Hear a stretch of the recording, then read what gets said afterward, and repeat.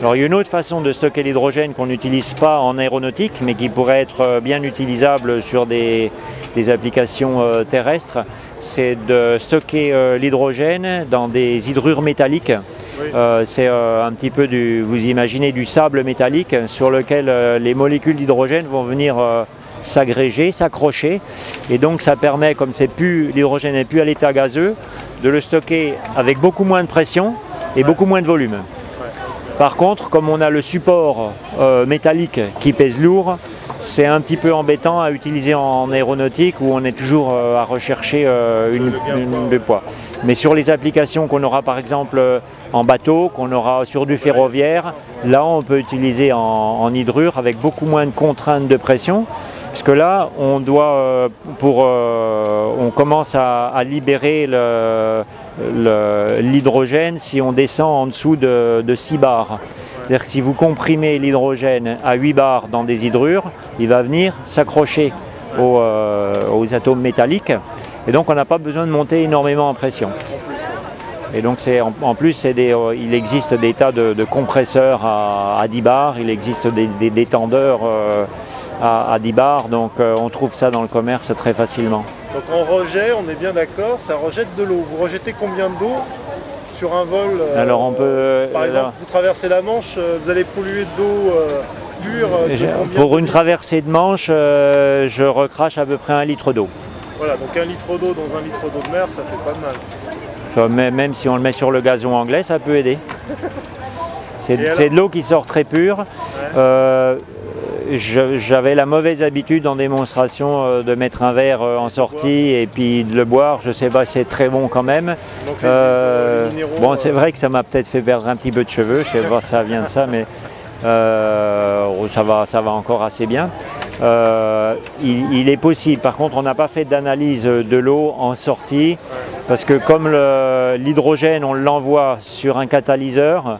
Et que petit à petit, forcément, on peut avoir des molécules de ce catalyseur qui peuvent sortir, mais c'est quand même assez minime. C'est principalement un rejet d'eau relativement pur. Et alors pourquoi ce pari fou de franchir la Manche en honneur de Blériot? Comment c'est vous est venue l'idée?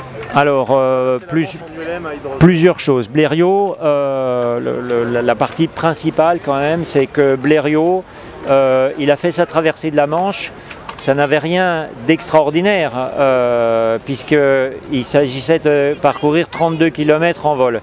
À l'époque, on savait à peu près le faire. À l'époque, on ne dépassait pas les 100 mètres.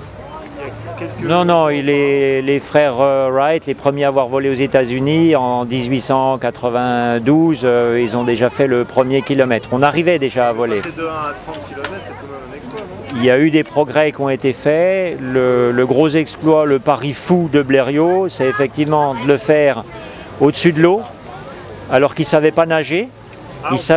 Il savait que son moteur, il tenait maximum 1 heure, donc il ne fallait pas qu'il ait trop de vent de face. À l'époque, il n'y avait pas de radio, il n'y avait pas de GPS, il n'y avait pas tous les ferries qui passent en permanence. Lorsque j'ai fait ma traversée, j'avais toujours un ferry sous les pieds. C'est-à-dire que si je me posais dans l'eau, on me voyait tout de suite, s'ils ne me rentraient pas dedans. Hein. Mais ils sont tellement gros que de toute façon, je ne me faisais pas trop de soucis parce que même sans moteur, comme ils vont vite, le déplacement d'air qu'il y a devant le ferry était suffisant certainement pour me porter au moins jusqu'au port. Donc il n'y avait pas trop de soucis de ce côté-là. C'était un petit peu technique, mais je pense que ça aurait marché. Moi, la grosse différence, j'avais une combinaison de plongée, ça me permettait de rester plusieurs heures dans l'eau. Un autre ULM qui me suivait avec une caméra de télévision. Donc si j'avais un problème, instantanément, il donnait en radio ma position GPS. J'étais dans le quart d'heure qui suit, j'étais hors de l'eau.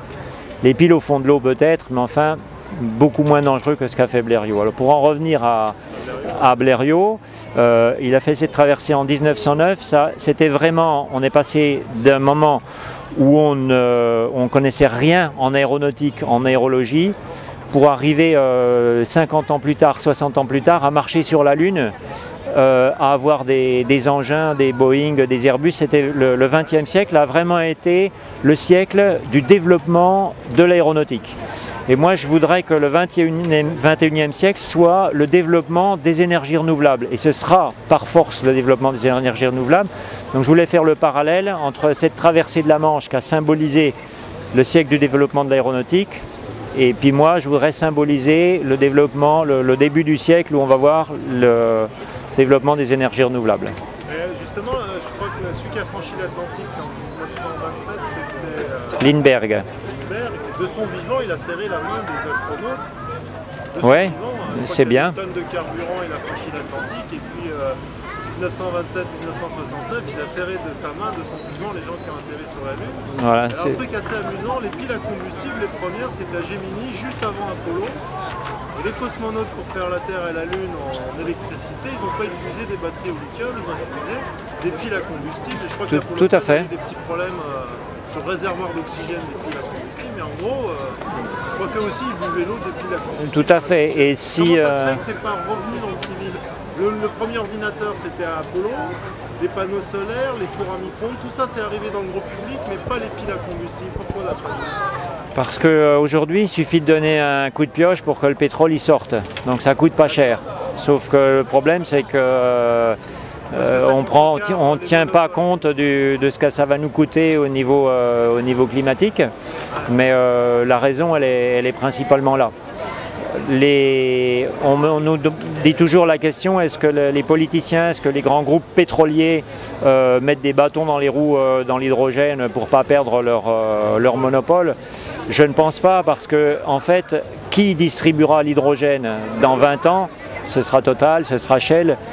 Qui produira l'énergie, l'hydrogène dans 20 ans? Ce sera les pays qui produisent qui ont le marché de l'énergie aujourd'hui, parce qu'ils ont l'argent pour le faire. En général, ils sont dans des pays où il y a du soleil, donc on a besoin du soleil pour produire l'hydrogène. Et ils ont le marché de l'énergie, qu'ils connaissent bien, ils savent le distribuer, ils savent le vendre, donc ce sera les mêmes qui vont le garder. Et ils ont même intérêt à développer l'hydrogène rapidement, parce que leur pétrole, il va valoir de plus en plus cher, qu'on en aura toujours besoin pour faire des composants chimiques ou qu'on ne peut pas faire avec de l'hydrogène. Donc ils ont intérêt à le garder et à passer à l'hydrogène rapidement. Il y a, je pense, quand même aujourd'hui un très gros besoin de médiatisation de l'hydrogène, et c'est pour ça qu'on fait ce projet, que les politiciens ne savent pas ce que c'est que l'hydrogène, le grand public ne sait pas ce que c'est que l'hydrogène. Or le grand public, c'est celui qui vote pour les politiciens. Et si on veut vraiment progresser dans l'hydrogène, il y a quand même besoin d'une volonté politique. Je vais donner un exemple. Par exemple, si on voulait utiliser l'hydrogène en voiture, Renault ne va pas sortir de voitures à hydrogène, il n'y a pas de distributeur. Et le distributeur d'hydrogène, il ne va pas investir dans un réseau de distribution puisqu'il n'y a pas de voiture à hydrogène. Donc il faut un catalyseur au milieu, quelqu'un qui dise, bon, au lieu de mettre 6 milliards d'euros pour faire des voitures électriques plus polluantes que des voitures à combustion, à donner de l'argent à Peugeot Renault, on va dire on va mettre les 6 milliards pour développer un réseau de distribution de l'hydrogène. Et là, Toyota, Peugeot, Honda, tout le monde va pouvoir produire des voitures à hydrogène et la boucle sera lancée et il ne sera même pas question de revenir à l'essence, parce que l'essence à l'utilisation est extrêmement dangereuse. Si on essayait aujourd'hui d'imposer, si on tournait à l'hydrogène et qu'on essayait d'imposer l'essence, on nous prendrait mais vraiment pour des fous. Déjà au niveau écologie, bien sûr, très polluant, mais aussi au niveau de la dangerosité du transport de l'essence. Un moteur à explosion, c'est un rendement inférieur à 20%. La pile à combustible bricolée dans un garage, on est déjà à plus de 50%. Donc on emmène moins d'énergie avec nous. Si on emmène moins d'énergie, il y a moins de danger. Premier avantage. Deuxième avantage, si vous avez un accident avec de l'hydrogène, il est très léger et il monte tout de suite. C'est-à-dire que si vous avez un accident, on n'est pas baigné dans un environnement hydrogène. L'explosion, si elle arrive, elle arrivera beaucoup plus haut, pas dans le milieu où on vient d'avoir l'accident, où il y a encore des pièces chaudes, de l'électricité.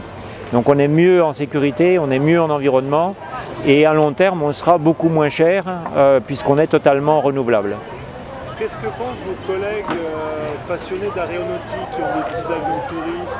J'ai vu que les Allemands ont fait un record d'un planeur avec une hélice à 400-500 km. Est-ce que vous pensez que par l'ULM et les petits avions, ça va atteindre des avions de transport.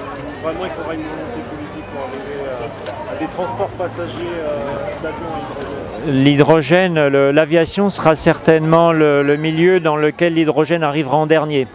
Parce qu'avec l'aviation, on pollue peu. Comme il y a très peu de personnes qui volent, donc c'est pas très important. Et la concentration énergétique de l'essence au niveau volume, essence ou produits pétroliers, kérosène, est quand même très facile au niveau de l'utilisation. Donc c'est certainement ce qui sera le champ d'application qui arrivera en dernier. Par contre, Boeing et Airbus s'intéressent à la pile à combustible, non pas comme alimentation principale, mais comme génération d'électricité en cas de panne moteur. C'est-à-dire que si vous avez une panne moteur, vous pouvez continuer à avoir les instruments de bord, les commandes surtout, qui sont aujourd'hui entièrement électrisées. Si vous n'avez plus de moteur, vous n'avez plus de commandes. Donc il y a des batteries tampons, mais avec beaucoup moins d'autonomie et plus de poids que ce qu'on peut avoir avec de la pile à combustible. C'est l'intérêt qu'a Airbus et Boeing aujourd'hui à développer la pile à combustible.